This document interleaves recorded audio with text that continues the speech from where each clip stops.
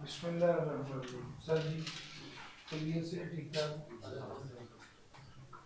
हम आपके साथ सीरीज टेस्ट डिस्कस कर रहे थे और आज हमने शुरू करना है unit number 4।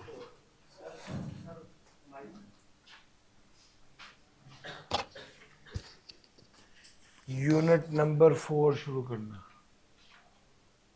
Ji sir. Liability to pay tax. सवाल यह है कि किसकी लाइबिलिटी है कि वो टैक्स को पे करे। Supply of goods in Pakistan, who is liable to pay tax? इसका जवाब है person making the supply is liable to pay tax. Goods imported into Pakistan, person importing the goods. Provision of services in Pakistan, person providing taxable services. Sir किसने tax FBR को जमा करवाना है? जो cell करेगा टैक्स एफबीआर को जमा कराएगा, जो गुड्स इंपोर्ट करेगा टैक्स एफबीआर को जमा कराएगा, जो सर्विसेज देगा वो टैक्स एफबीआर को जमा करवाएगा। अलबत्ता फेडरल गवर्नमेंट के पास पावर है कि वो स्पेसिफाई कर दे कि किस केस में लायबिलिटी टू पे टैक्स उस बंदे पर है जो गुड्स रिसीव कर रहा है। बोर्ड फेडरल मिनिस्टर की अप्रूवल से ये बात बता देगा, स्पेसिफाई कर देगा कि किन केसेस में लायबिलिटी टू पे टैक्स उन लोगों पर है जो गुड्स को या जो सर्विसेज को रिसीव कर रहे हैं। पॉइंट समझ आ रहा है? सर जी बात हमने यहाँ पर ख़त्म कर दी है। जो बंदा चीज़ें बेच रहा है, जो बंदा सर्विस दे रहा है, जो बंदा गुड्स इंपोर्ट कर रहा है, यही बंदा टैक्स जमा कराएगा, सेल्स टैक्स जमा कराएगा। बोर्ड के पास पावर है कि वो फेडरल मिनिस्टर इंचार्ज की अप्रूवल से बता दें कि किन केसेस में जो बंदा सप्लाई रिसीव कर रहा होगा वो टैक्स जमा कराएगा, वो टैक्स जमा कराने के लिए लायबल होगा। जल्दी से पढ़ लीजिए फिर आगे चलता हूँ।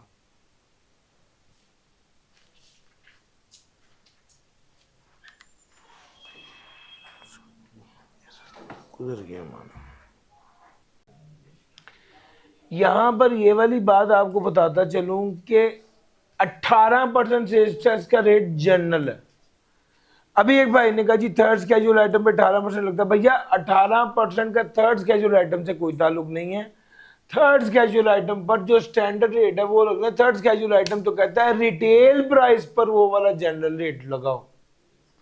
हाँ कुछ चीजों के बारे में कहा है कि रेट 18 नहीं 25 होगा। अब उसमें जो मेन समझने वाली बात है वो ये कि वो आइटम सारी इंपोर्टेड है, चाहे वो थर्ड कैजुअल आइटम में इंपोर्ट की है या उसके अलावा आइटम से जो इंपोर्ट की है। अगर इंपोर्ट किए तो टैक्स कितना लगेगा? 25% लगेगा, सिवाय हाई फाई व्हीकल के जो कल आपको पढ़ाई है 4x4 कैबन हो या CUV SUV हो, तो वो पाक लोकल मैन्युफैक्चर्ड भी हो तो उस पर 25% लेगा। वरना 25% की जो भी बात की है वो उसने इंपोर्टेड गुड्स की है। और उसमें वो अगली बात करता है गुड्स इंपोर्ट की हो उसकी सप्लाई हो या फर्दर सप्लाई हो। यानी याकूब भाई ने इंपोर्टेड गुड्स मंगवाई हैं उस पर वो 25% लगाकर मुझे देंगे, मैं वो आगे बेचूंगा, मैं भी 25% लगाऊंगा। यानी इंपोर्टेड गुड्स की सप्लाई हो या फर्दर सप्लाई हो उस पर भी 25%। और दूसरा जो लोकल मैन्युफैक्चर्ड बड़ी गाड़ियां हैं 1400 सीसी से ज्यादा, CUV या SUV 4x4 कैबन वगैरह, ये लोकल मैन्युफैक्चर्ड हो तो उस पर भी 25% लगता है। डन हो गया सर जी? नहीं सर आगे चलते हैं। Sir collection of excess tax. 100 रुपए की आइटम आपने बेची, टैक्स लगना चाहिए था 18 रुपए, आपने टैक्स कलेक्ट कर लिया 25 रुपए का। 7 रुपए का टैक्स एक्सेस कलेक्ट कर लिया, इसका क्या होगा? वो कहते हैं आपने अगर एक्सेस टैक्स कलेक्ट किया तो ये वाला टैक्स आप एफबीआर को ऐसे जमा कराएंगे जैसे आपने 18 रुपए कराने थे। भाई एफबीआर से जो पैसे वसूल किए हैं, सॉरी जो बंदे से पैसे वसूल किए हैं वो टैक्स का कह के किए ना, तो एफबीआर को जमा कराओ। एक्सेस वसूल कर लिया वो भी एफबीआर को जमा करा दो। हाँ, अगर बाद में आप ये बात कहो कि मैंने जिस बंदे से एक्सेस टैक्स वसूल कर लिया है उस बंदे ने चीजें अभी एंड कंज्यूमर को नहीं बेची, तो फिर ये वाला टैक्स जो है वो उस बंदे को दे दिया जाएगा। लेकिन आपको ये बात साबित करनी पड़ेगी कि आपने जिस बंदे को चीजें बेची हैं उसका इंपैक्ट अभी एंड कंज्यूमर तक नहीं गया, अनसोल्ड स्टॉक उसके पास पड़ा हुआ है। ये कॉन्सेप्ट है एक्सेस सेल्स टैक्स की कलेक्शन का। Any person who has collected or collects any tax or charge which was not payable as tax or which is in excess of tax actually payable and the incidence of which has been passed on to the consumer shall pay the amount of tax so collected to the federal government. Any amount payable to the federal government shall be deemed an arrear of the tax payable and shall be recoverable accordingly, and no claim for refund in respect of such amount shall be admissible.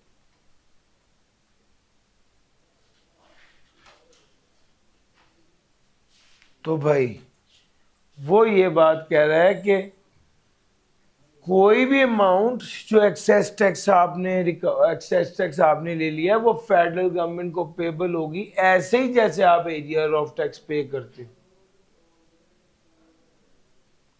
और कोई refund का claim आप नहीं कर सकते अगर आपने sales tax access वसूल कर लिया है। रिफंड का क्लेम नहीं कर सकते अनलेस आप ये बात साबित करें कि इस आइटम का इंपैक्ट अभी एंड कंज्यूमर तक नहीं गया। और ये बर्डन ऑफ प्रूफ किसके ऊपर है? ये उस burden of proof that the incidence of tax or charge has not been passed on to the customer, ये किसके ऊपर है? ये उस बंदे के ऊपर है जिसने टैक्स कलेक्ट की है। तो भाई मैंने 100 रुपए की चीज थी, 18 रुपए का टैक्स था, 25 रुपए टैक्स ले लिया, वसूल कर लिया, 7 रुपए का इजाफी टैक्स मैंने वसूल कर लिया। मैंने ये टैक्स एफपीआर को जमा करवाना ही करवाना है। वो जिस बंदे ने मुझसे चीजें खरीदी थी वो मेरे पास आ गया, आके कहता है भाईजान आपने 18% टैक्स लेना था, आपने 25% क्यों लिया, वापस करो मेरे 7 रुपए। मैं उसे कहूंगा माल दिखाओ, माल पड़ा हुआ है या बेच दिया? वो कहेगा भाई माल पड़ा हुआ है। मैं देखता हूँ हाँ माल तो पड़ा हुआ है, अभी इसने नहीं बेचा, यानी इस माल का इंपैक्ट अभी एंड कंज्यूमर तक नहीं गया, 7 रुपए वापस कर दूंगा। और अगर उसका इंपैक्ट एंड कंज्यूमर पर चला गया है तो फिर ये 7 रुपए मैं एफबीआर को जमा करा दूंगा। समझ गए? ये बात लिखी हुई, जल्दी से पढ़ लो मेरा भाई। सर जी अगर ये वाली बात भी आपने कर दी तो अगली बात सुन लो। अगर आपने एक बंदे से परचेज किया और आपको पता था ये गंदा आदमी, ऐसा गंदा आदमी कि मैं 100 रुपए की चीज लिया, 18 रुपए का टैक्स है, मैंने इसे 118 रुपए दिए, इसने वो 18 रुपए एफबीआर को जमा ही नहीं कराया, खुद खा गया, और आपको इसके बारे में पहले ही पता था कि ये आदमी गंदा है, तो फिर आपको क्या करना चाहिए था? ऐसे बंदे से चीजें नहीं खरीदनी चाहिए थी, या अगर खरीदी थी तो ऐसे बंदे को टैक्स नहीं देना चाहिए था। लेकिन अगर आपने ऐसे बंदे को टैक्स दे दिया है जो कि आगे एफबीआर को नहीं दे रहा, तो एफबीआर वाले कहते हैं फिर वो जिससे आपने चीजें खरीदी या आप खुद, आप दोनों को में से किसी को भी जॉइंटली और सेवरली, दोनों जॉइंटली और सेवरली लायबल होंगे कि वो टैक्स एफबीआर को जमा कराएं। आप कहेंगे सर क्या बात करें, ये आपने क्या बात कर दी सर? जब सेल्स टैक्स मैंने दुकानदार को दे दिया तो मैंने तो कहा था अल्लाह पाक शुक्र मेरी जिम्मेदारी खत्म हो गई है। ओ भाईजान सेल्स टैक्स क्या होता है? सेल्स टैक्स वो टैक्स होता है ना जब आप जिसको दे देते हैं तो आपकी जिम्मेदारी खत्म हो जाती है। तो आपने टैक्स दे दिया, आपकी जिम्मेदारी खत्म हो गई, तो अब उसके बाद अगर उसने जमा नहीं कराया तो आपका क्या कसूर है? यार मेरा पॉइंट समझ आ रहा है? तो इसका जवाब वो ये देंगे कि आपको पहले ही पता था ये बंदा गंदा है, टैक्स चोर है, आपको इसको पैसे देने ही नहीं चाहिए थे। वो कहेगा भाई मुझे तो नहीं पता था, अल्लाह की कसम मुझे नहीं पता था। अब वो टैक्स वाला कहता है इस बात को प्रूव करना कि आपको नहीं पता था, ये टैक्स डिपार्टमेंट की जिम्मेदारी। यार मेरा पॉइंट समझ आ रहा है? यानी टैक्स डिपार्टमेंट वाले अगर आप पर ये इल्जाम लगा रहे हैं तो फिर उनको प्रूव भी करना पड़ेगा कि हाँ आपको पता था कि ये बंदा गंदा है, ये टैक्स एफबीआर को जमा नहीं कराता, आपने फिर भी इससे खरीदा। और आपने इससे क्यों खरीदा, इस वजह से टैक्स वाले फिर आपको कहेंगे भाई आप टैक्स जमा कराओ। जॉइंटली और सेवरली लायबल है, उस केस में टैक्स वाले आपको कहेंगे आप टैक्स जमा कराओ और जिसको आपने दिया उससे वापस ले लो। पढ़ा हुआ है ना जॉइंटली और सेवरली लायबल, क्या कहते हैं बी लॉ में, वही बात कर। जॉइंटली कहते हैं इकट्ठे, सेवरली कहते हैं अलहदा अलहदा। यानी अगर ए ने बी से चीज खरीदी, ए ने बी से चीज खरीदी, ए और बी जॉइंटली लायबल है, यानी ए और बी इकट्ठे लायबल हैं। और सेवरली का मतलब होता है ए अलहदा भी लायबल है और बी अलहदा भी लायबल है टैक्स जमा कराने के लिए। तो भाई अगर रजिस्टर्ड पर्सन जो कि टैक्सेबल सप्लाई वसूल कर रहा है उसको पता था या उसके बाद रीजनेबल ग्राउंड टू सस्पेक्ट था कि सारा या कुछ टैक्स जो है जो मैं सप्लाईज कर रहा हूं उसके हवाले से वो अनपेड रहेगा, तो उस बंदे को चाहिए था कि वो, तो फिर such person as well as the person making taxable supply, तो वो खरीदार प्लस वो बंदा जो उसको चीजें बेच रहा है वो जॉइंटली और सेवरली लायबल होंगे कि वो टैक्स एफबीआर को जमा करवाएं। और इसका बर्डन ऑफ प्रूफ किस पर होगा? टैक्स डिपार्टमेंट पे। किस बात का बर्डन ऑफ प्रूफ? इस बात का कि आपको वाकई में ये बात पता थी कि वो बंदा 2 नंबर है। बोर्ड एग्जेम्प्ट कर सकता है कोई भी ट्रांजैक्शन इस प्रोविजन के हवाले से। सर समझ आ गई है? ये 3 बातें हैं, इनमें से 2 बातें बहुत रूटीन में आई क्या पूछ रहा होता है सर। एफबीआर के जी हमने 5 दिन पहले तो अखबार में इश्तेहार दिया, 7 दिन पहले। एफबीआर के जो पिछली बार आपने इसे परचेज की थी इसने वो वाला टैक्स भी जमा नहीं कराया था, तब भी हमने आपको नोटिस दिया था, अब आपने दोबारा क्यों परचेज की है? इसका मतलब है कि आपको पता था कि ये बंदा टैक्स नहीं जमा करा रहा, तो एफबीआर वाले प्रूव करेंगे कि आपको पता था। लो सर 4.3 जल्दी से सर, मैं आपको टाइम दे रहा हूं बाकायदा पढ़ने का 3-4 मिनट, इस वजह से चूंकि ये वाकई इसमें से पेपर आता है। जी सर प्लीज रीड कर लीजिए एक बार। सर 3.10 मैं अभी नहीं पढ़ा रहा, वो आपको टेस्ट में भी नहीं आएगा, ठीक है? अलबत्ता आज मैंने आपको जो अगली बात पढ़ानी है वो क्रूशियल है, और वो है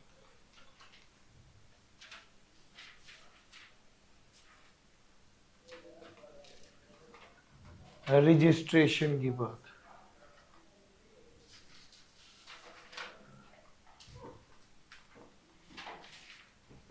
सर यूनिट नंबर 6 ये टेस्ट में शामिल नहीं है, ये मैं आपको वैसे पढ़ा रहा हूं। Sir who is liable to be registered, किस बंदे को रजिस्टर्ड होना जरूरी है? मैन्युफैक्चरर के लिए रजिस्टर्ड होना जरूरी है, रिटेलर अदर देन छोटा रिटेलर रजिस्टर्ड होना जरूरी है, इंपोर्टर के लिए रजिस्टर होना जरूरी है, एक्सपोर्टर के लिए रजिस्टर होना जरूरी है, होलसेलर के लिए रजिस्टर होना जरूरी है, या कोई भी बंदा जिसको लॉ कहते कि रजिस्टर होना जरूरी है उसके लिए रजिस्टर होना जरूरी है। जल्दी से एक बार इसको पढ़ लीजिए सर। सर जवाब सुन लीजिए। मैन्युफैक्चरर रजिस्टर होगा सिवाय कॉटेज इंडस्ट्री की। कॉटेज इंडस्ट्री कौन सी होती है? घरेलू इंडस्ट्री। छोटी शर्तें आपको बता दी थी। रिटेलर रजिस्टर्ड होगा सिवाय छोटे रिटेलर के, एक टीयर 1 रिटेलर है, एक टीयर 2 रिटेलर है। टीयर 1 रिटेलर बड़ा रिटेलर है, Alfatah, metro, air condition hall है, जगह है, ये सारी बात। छोटा रिटेलर वो रिटेलर है जो बिजली के बिल के जरिए सेल्स टैक्स देता है, और सेल्स टैक्स रजिस्टर्ड उसके लिए होना जरूरी नहीं है। हमने आपको ये बात कहाँ पढ़ाई है? 3 पॉइंट, ये सर ठीक हो गया सर। इसके लिए रजिस्टर्ड होना जरूरी नहीं है। आगे आ जाओ। Tier 1 retailer is other than normal tax of 18%, further tax of 4% and extra tax. जी, यानी अगर ये कोई चीज खरीदेगा अदर देन टायर 1 रिटेलर, ये उस पर 18% टैक्स भी दे रहा होगा, अनरजिस्टर्ड होगा तो 4% फर्दर टैक्स भी दे रहा होगा, और बिजली के बिल भी पर भी टैक्स दे रहा होगा। ये बात लिखी हुई। अदर देन टायर 1 रिटेलर की बात की है। जो टीयर 1 रिटेलर है या टायर 1 रिटेलर है वो तो नॉर्मल है, वो तो जिस तरह कोई और भी टैक्स देता है, आउटपुट टैक्स, इनपुट टैक्स, वो वैसे ही देगा।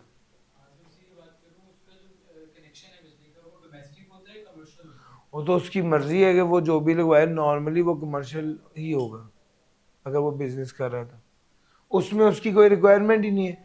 कॉटेज इंडस्ट्री में रिक्वायरमेंट है, वो आपको वहां पे पढ़ाया था कि इंडस्ट्रियल कनेक्शन ना हो।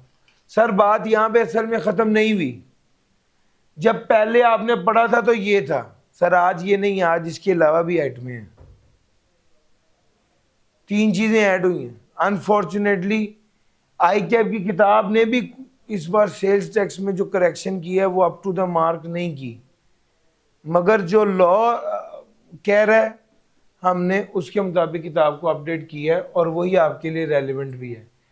Every person, including a non-resident person, except who is running a cottage industry, and the retailer who is required to pay sales tax through electricity bill, selling digitally ordered goods from within Pakistan through online marketplace, website या software application, shall apply in a prescribed manner for registration. कौन registration के लिए apply करेगा? Cottage industry वाला बंदा नहीं, बिजली के बिल के जरिए सेल्स टैक्स देने वाला रिटेलर नहीं, उसके अलावा कोई भी बंदा जो चाहे नॉन रेजिडेंट ही क्यों ना हो, वो डिजिटली गुड्स सेल कर रहा है किसी वेबसाइट के जरिए, ऑनलाइन मार्केट के जरिए या एप्लीकेशन के जरिए, उसके लिए भी रजिस्टर होना जरूरी है, और वो रजिस्ट्रेशन के लिए अप्लाई करेगा। मैं कह रहा हूं ये वाली बात पहले नहीं थी। एवरी ऑनलाइन मार्केट प्लेस और a courier involve in e-commerce by supplying digitally ordered goods from within Pakistan shall not allow any person to use their service to carry out e-commerce transaction unless it holds NTN, and in case applies also hold sales tax registration. भाईजान हर online market place या courier जो कि e commerce में involve है, digitally ordered goods जो है वो विद इन पाकिस्तान जो है वो सर्विसेज दे रहा है, shall not be allowed to use their services. वो जो गुड्स डिलीवर कर रहा है, कोरियर की सर्विस दे रहा है, वो भी अपना काम नहीं कर सकेगा जब तक वो एनटीएन नहीं होल्ड कर लेता, और दूसरे नंबर पे रजिस्टर नहीं हो जाता सेल्स टैक्स रजिस्ट्रेशन के लिए। नेशनल टैक्स नंबर यानी इनकम टैक्स की registration. If a person who is required to be registered does not apply for registration, अगर कोई बंदा जिसको रजिस्ट्रेशन के लिए अप्लाई करना चाहिए था लेकिन उसने रजिस्ट्रेशन के लिए अप्लाई नहीं किया, तो कमिश्नर या कोई ऑफिसर इंक्वायरी करेगा जैसे उसे बेहतर लगता है, और फिर उसके बाद अगर उसे लगता है कि इसे लायबल होना चाहिए तो उसे जबरदस्ती रजिस्टर कर देगा। After given opportunity of being hurt, after given opportunity of being hurt. Sir जी 6.1 में who is liable to be registered, manufacturer other than cottage industry, retailer other than who pay tax through sales tax, importer है, exporter है, wholesaler dealer distributor है, और जिसको federal law कह दे। और उसके बाद उसने कहा जो डिजिटली सेल कर रहा है और गुड्स, या जो एवरी ऑनलाइन मार्केट प्लेस और अ कोरियर, या जो कोरियर है जो ई कॉमर्स के थ्रू कोरियर सर्विसेज दे रहा है, वो इन सबको रजिस्ट्रेशन की जरूरत है। अगर कोई बंदा रजिस्ट्रेशन के लिए अप्लाई नहीं करता है लेकिन कमिश्नर को लगता है इसको रजिस्टर होना चाहिए, तो कमिश्नर से जबरदस्ती रजिस्टर कर देगा। समझ आ गई? पढ़ लीजिए, फिर आगे चलता हूँ। नहीं सर, अगर आप ये पढ़ चुके, इसके बाद रजिस्ट्रेशन की एप्लीकेशन वाली बात करूं, दरमियान में एक टेबल अभी आपके पास आ गया है जहां पर सारी डिटेल लिखी हुई है। इसको मैं भी आपके साथ डिस्कस नहीं कर रहा। अभी मैंने ये बात की कि किसको रजिस्टर करवाना लाजमी है। जब ये बात हो गई तो उससे अगली बात ये है कि किस तरह रजिस्ट्रेशन करानी है। हर वो बंदा जो रजिस्टर करवाना चाहता है अपने आप को sales tax registration, sales tax में, तो वो क्या करेगा? Every person who intends to get himself registered is required to file an application for registration. The sales tax rule prescribes the mechanism for filing of this app in the following manner. A person required to be registered before making any taxable supplies apply on the computerized system through owner, authorized member, partner or authorized director. Such application shall specify the regional tax office in whose jurisdiction the registration is sought as per criteria given below. Person जो कि required to be registered था, वो taxable supply करने से पहले computerise system के जरिए register हो जाएगा। उसको दरख्वास्त देनी पड़ेगी कहाँ पर? आरटीओ में। वो आरटीओ कौन सा होना चाहिए? हाँ, इसका जवाब ये है, आपको आरटीओ में, जिस नाम कहते हैं ना यार तुम एफआईआर दर्ज कराओ, तो कहता है कहाँ पे एफआईआर दर्ज कराओ? थाने में। सर किसी भी थाने में जाएंगे? नहीं, मुतलका थाने में जाएंगे। उस आरटीओ के पास जाएंगे जो आपका रिलेटेड आरटीओ है। सर जी, वो कहते हैं आरटीओ के पास तो जाना है। कौन से आरटीओ के पास जाना है? उसने कहा भैया आप पहले बताओ कि आप कंपनी हो या अदर देन कंपनी। आपने कहा भाई हम कंपनी है। तो उसने कहा बताओ प्राइवेट हो या पब्लिक हो? आपने कहा जी हम पब्लिक कंपनी है। तो उसने कहा आपका मुतलका आरटीओ वो है जिसकी हदूद में आपका रजिस्टर्ड ऑफिस आ रहा है। आप उस आरटीओ के पास जाएंगे जिसकी जुरिस्डिक्शन में आपका रजिस्टर्ड ऑफिस है। आपने कहा जी हमारी कंपनी प्राइवेट कंपनी है। उसने कहा मैन्युफैक्चरिंग करते हो या बिजनेस करते हो? आपने कहा मैन्युफैक्चरिंग करते हैं। तो आप उस आरटीओ को दरख्वास्त देंगे रजिस्ट्रेशन की जिसकी हदूद में, जिसकी जुरिस्डिक्शन में आपकी फैक्ट्री है। और अगर आप बिजनेस करते हैं तो आप उस आरटीओ को दरख्वास्त देंगे रजिस्ट्रेशन की जिसकी हदूद में, जिसकी जुरिस्डिक्शन में आपकी दुकान है, आपका दफ्तर है, या जहां आप बिजनेस करते हैं। और अगर एक बंदा कंपनी के तौर पे रजिस्टर्ड नहीं है और वो मैन्युफैक्चरिंग कर रहा है, तो जिस आरटीओ की हदूद में फैक्ट्री है वहां पर दरख्वास्त देंगे। और अगर वो बिजनेस कर रहा है तो जिस आरटीओ की हदूद में बिजनेस है वहां पर आप दरख्वास्त देंगे। सर जी सारे तो अपने जो दो तीन आर्टिकल तो अगर एक पब्लिक कंपनी और प्राइवेट कंपनी एक ही जगह पर है तो भी एक ऑफिस को ही देंगे। हाँ, बेसिकली आरटीओ वो होगा, रीजनल टैक्स ऑफिस वो होगा। उसके अंदर फिर आगे कैटेगरीज होती हैं मजीद कि वहाँ पर कंपनीज के लिए अलहदा कमिश्नर है, बाकी इंडिविजुअल एओपी के लिए अलहदा होता है, इस तरह होता है। सर जी इस आरटीओ की हदूद में आपने दरख्वास्त दे दी। हाँ जी, दरख्वास्त दे दी। कवाइफ कौन से जमा कराने हैं? डॉक्यूमेंट्स कौन से जमा कराने हैं? The applicant having NTN or income tax registration shall, using his long credentials, upload the following information. पहली, bank account certificate issued by the bank in the name of business. दूसरा, रजिस्ट्रेशन और customer number with the gas and electricity supplier. पहला है bank account certificate issued by the bank. दूसरा, registration और consumer number. Gas और बिजली के bill हैं, बैंक अकाउंट के सर्टिफिकेट हैं. सर सारी अगर एक से ज़्यादा ब्रांचेस है तो सारे ब्रांचेस के पर्टिकुलर एड्रेसेस वगैरह. सर आपका बिजनेस प्रेमिसेस कहाँ पे है, एड्रेस नहीं वो कह रहा, जीपीएस टैग्ड फोटोग्राफ कह रहा है, उसकी लोकेशन कह रहा है, पिन करें सर. अगर आप मैन्युफैक्चरर हैं तो प्लांट एंड मशीनरी और गैस और बिजली के बिल के मीटर की भी लोकेशन कह रहा है वो. सर जी इसके अलावा कवाइफ कौन से जमा कराने हैं, वो कहता है अगर आप इंडिविजुअल एओपी या कंपनी है जिसका एक ही शेयर होल्डर होता है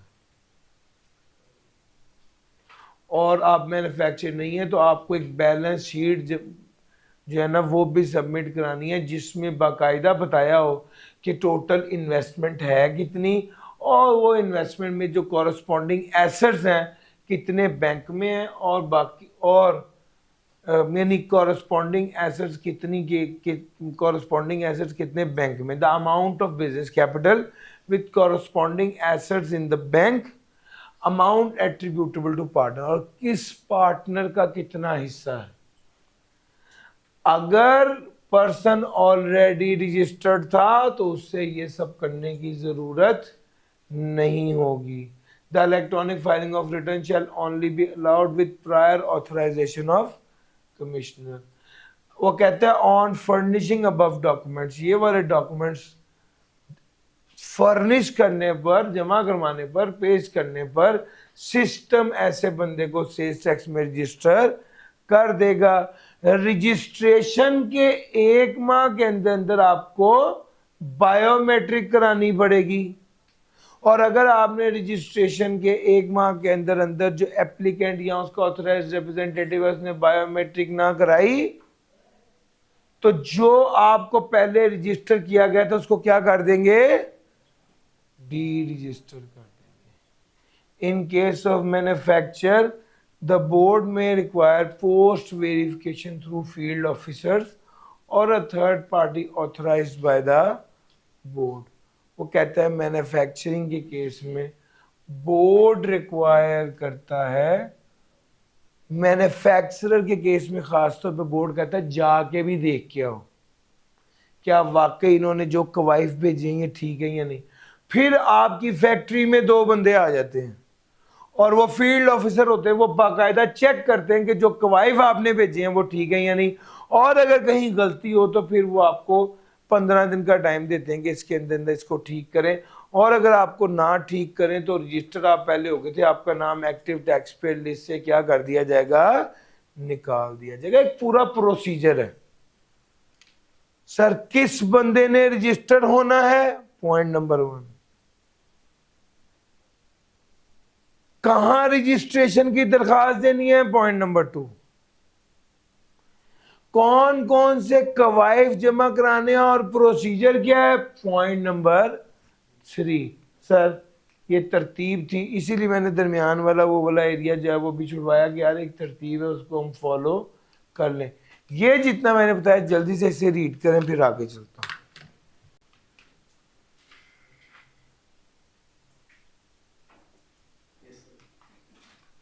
सिर्फ दिमाग में ये आ रहा है कि यार आप लोगों ने टेस्ट देना मंडे को, मैं तो आपको पढ़ा ही दूंगा लेकिन जो टेस्ट है क्या वो अच्छे से टाइमली तैयार करके दे देंगे. भाईजान रिकॉर्डिंग चल रही है जी सर. भाई बात यह है कि अगर तो आपने टेस्ट नहीं देना है या अगर आपने टेस्ट को इजी लेना है तो कम से कम हम एक काम करें ना कि हम मंडे की क्लास तो पढ़ाएं या आप लोग वाकई टेस्ट देने में इंटरेस्टेड हैं. कितने बच्चे वादा करते हैं कि टेस्ट देंगे, ठीक है ठीक, नहीं ये तो नहीं इंशाल्लाह तो नहीं सर, क्लास टाइमिंग में क्लास के दौरान ही टेस्ट रखें। सर मेरी क्लास में तो मेरा टेस्ट देंगे ना आप, बाकी तो आपने जो करना है कर लें, लेकिन जब आप इस क्लास के अंदर टेस्ट रखा है तो फिर तो आप इस क्लास में इस वक्त आके टेस्ट देंगे ना, क्या ख्याल है?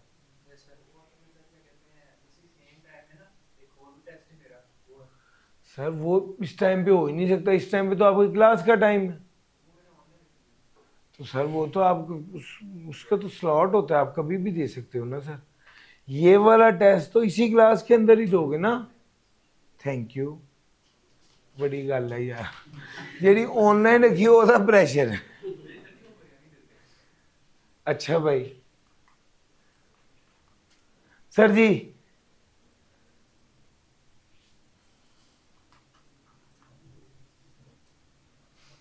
अगली बात आपके साथ डिस्कस करने लगा हूं यार, कंपल्सरी रजिस्ट्रेशन आपको पहले पढ़ाने लगा, क्योंकि इसके बारे में ना कुछ बात अभी हो गई है। पहले कंपल्सरी रजिस्ट्रेशन पढ़ाने लगा हूं 6.5, ये पढ़ लीजिएगा। कंपल्सरी रजिस्ट्रेशन की स्टोरी बड़ी मजे की है। अगर कमिश्नर को लगा कि इस बंदे को रजिस्टर होना चाहिए और वो रजिस्टर्ड नहीं था, तो कमिश्नर ऐसे बंदे को नोटिस भेजेगा और नोटिस भेज के कहेगा कि भैया आपको तो रजिस्टर होना चाहिए था, आप रजिस्टर क्यों नहीं हुए। वो जब नोटिस भेज देगा तो टैक्स पेयर उस नोटिस का जवाब देगा। जवाब देने के बाद टैक्स पेयर को अपॉर्चुनिटी ऑफ बीइंग हर्ड मिलेगी। और अगर कमिश्नर को लगा कि नहीं तुम्हें रजिस्टर होना चाहिए, तो वो उस बंदे को रजिस्टर कर देगा, रजिस्टर कर देगा थ्रू कंप्यूटराइज सिस्टम। दूसरे नंबर पे यह है कि अगर कमिश्नर ने नोटिस भेजा और कमिश्नर के नोटिस का जवाब नहीं दिया, तो भी कमिश्नर उसको कंपल्सरीली रजिस्टर कर देगा और उसको नोटिस भेज देगा, उसको मैसेज भेज दे, उसको क्या कहते हैं, कोरियर कर देगा कि मुबारक हो तुम्हें रजिस्टर कर दिया गया है। सर ऐसा बंदा जिसको पता भी नहीं होगा वो रजिस्टर भी हो जाएगा और उस पर वो सारी सेल्स टैक्स की जिम्मेदारियां होंगी जो किसी रजिस्टर्ड पर्सन पर है। बाद में पता चला और सॉरी, वो उस पर सारी जिम्मेदारियां रजिस्ट्रेशन की थी और वो उसने जिम्मेदारियां पूरी नहीं की, तो उसके खिलाफ क्या हो जाएगा, लीगल एक्शन ले लिया जाएगा, उसके खिलाफ लीगल एक्शन ले लिया जाएगा। सर जी ये स्टोरी है, जरा इसको अंग्रेजी में आपके साथ गो थ्रू कर लेता हूं। सर जी अगर कोई पर्सन जिसको रजिस्टर होना चाहिए था लेकिन वो रजिस्ट्रेशन के लिए अप्लाई नहीं करता, तो कमिश्नर इंक्वायरी के बाद सेटिस्फाई हो जाएगा कि such person is required to be registered, shall issue notice to the, इस बंदे को रजिस्टर होना चाहिए तो उसे नोटिस इशू करेगा। अगर कमिश्नर को रिटर्न रिप्लाई मिल जाता है तो commissioner opportunity of being heard देगा और उसके बाद अगर उसे लगता है कि इसको रजिस्टर होना चाहिए तो उसे रजिस्टर कर देगा और copy of the said order जो है वो उस बंदे को प्रोवाइड कर दिया जाएगा और कमिश्नर पास कर देगा ऑर्डर के से कंपल्सरी रजिस्टर कर दिया जाए, तो उसे कंप्यूटराइज सिस्टम में रजिस्टर कर दिया जाएगा। और अगर एक पर्सन जिसके बारे में कहा जा रहा था कि उसको रजिस्टर होना चाहिए, उसको नोटिस दिया और उसने उस नोटिस का जवाब देना मुनासिब नहीं समझा, तो कमिश्नर को यह बात बुरी लग जाएगी। कमिश्नर ऐसे बंदे को कंपल्सरीली रजिस्टर कर देगा और इंटीमेट करेगा कोरियर सर्विस के जरिए, कोरियर सर्विस ही गई थी, कोरियर सर्विस के जरिए उसे इंटीमेट करेगा कि तुम्हें मुबारक हो तुम रजिस्टर होगी। ये वाला बंदा जिसको कंपल्सरी रजिस्टर किया गया है ये सुकून से नहीं बैठ सकेगा, चूंकि इसको कहा जाएगा कि अब तुम वो सारी रिक्वायरमेंट्स पूरी करो जो किसी रजिस्टर्ड बंदे के लिए जरूरी है। आप और कमिश्नर, और अगर वो ऐसा नहीं करता तो कमिश्नर नोटिस इशू कर सकता है कि आप रिकॉर्ड और डॉक्यूमेंट को प्रोड्यूस करें। Appear in person to assess the amount of sales tax. और दूसरे नंबर पे क्या है सर, एफबीआर के सामने पेश हो। और तीसरा, उसके खिलाफ कोई कानूनी कार्रवाई करेगा। हाँ, ये तो गुस्से में आके वो सब कर रहे हैं। अगर एक बंदा उसको नोटिस भेजा, वो बंदा पाकिस्तान में था ही नहीं, कमिश्नर साहब और गुस्से में आ गए, उन्होंने उसको जबरदस्ती रजिस्टर कर दी, वो बंदा पाकिस्तान था ही नहीं। कमिश्नर साहब और गुस्से में आ गए कि अभी भी कुछ नहीं कर, उस पर फाइन और पेनल्टी भी लगा दी। अब कमिश्नर साहब फुल लाल हो गए हैं कि ये कुछ नहीं कर रहा, ऐसी की तहसीस की। इतने बंदा बाहर से आता है, आके कहते भाईजान मैं तो पाकिस्तान में था ही नहीं, और जो बिजनेस मैं कर रहा हूँ उसमें तो मेरी रिटर्न जमा करानी बनती ही नहीं है, मैं तो जो आइटम सेल कर रहा हूँ वो आइटम ही एग्जाम्प्ट है। जैसे ही कमिश्नर को ये बात पता चली, उसका सारा गुस्सा ठंडा हो जाएगा। वो कहेगा नहीं नहीं, मेरा ये मतलब नहीं था। वो उसको कंप्यूटराइज सिस्टम से उसकी रजिस्ट्रेशन भी कैंसिल करेगा, और उसको कहेगा कि तुम वो जो तुम्हें नोटिस आए हैं और जो तुम्हें फाइन और पेनल्टी के चार्जेस हैं उसको तुम इग्नोर कर देना, कोई फाइन और पेनल्टी भी सारी खत्म कर देगा। Commission shall cancel the registration और person shall not be liable to any tax default surcharge और पेनल्टी। सर जी कंपल्सरी रजिस्ट्रेशन का पता लगा। अब अगर ये पता लग गया है तो अब वो वाली बात दोबारा पढ़ो जो आपको भी मैंने पढ़ाई है, who is liable to be registered में। ये अगर अब यहां पर पहली बात क्या गई थी कि जनाब जो डिजिटल काम कर रहा है उसको, दूसरे नंबर पे क्या कहा था जो कोरियर की सर्विस दे रहा है उसको। यहां पर कहा था कि कोई बंदा जिसको रजिस्टर होना चाहिए था और वो रजिस्ट्रेशन की रिप्लाई नहीं करता तो कमिश्नर उसको कंपल्सरी रजिस्टर कर देगा।